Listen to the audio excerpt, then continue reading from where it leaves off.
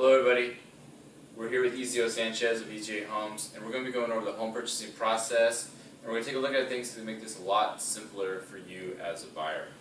Yes, Ryan, thank you. One of the things I always tell my buyers is that the home purchasing process is a process of elimination. What do I mean by that? When we're out there looking at homes, we have to identify the price point that we're looking for, the area, the size of the home, numbers of bedrooms and bathrooms, and other things that the buyer may be looking for. So we immediately eliminate homes that don't fit in that criteria.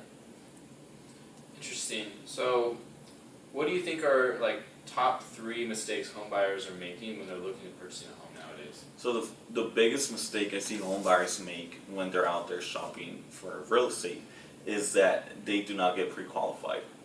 So a lot of people go out there and they start looking at homes for $700,000, $800,000, and they think, oh yeah, I like this house, I like this neighborhood, and they're like, oh yeah, this is exactly what I'm looking for, and then it turns out that they want to start the pre-qualification process after they identified the home, and it turns out they only qualify for $550,000 or $600,000. So they end up disappointed because all this time they've been looking at more expensive real estate.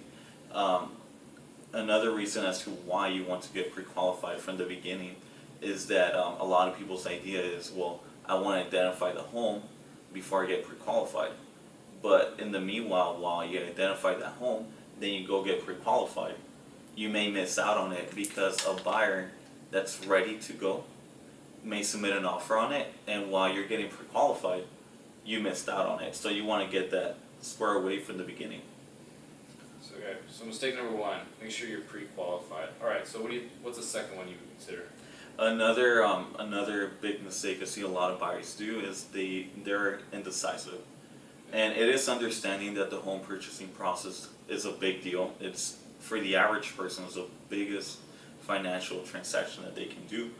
But when you're ready to go and you come across that home that you're looking for, you have to be able to be sure that this is it, and be sure to submit an offer on it, because a lot of times a lot of buyers go out, they start shopping around, they're pre-qualified, they're good to go, they narrow it down to a few homes. They look at, the first week they go out looking for homes, they come across their dream home, but they think to themselves, oh well, what's out there on the market? What am I missing out on something else?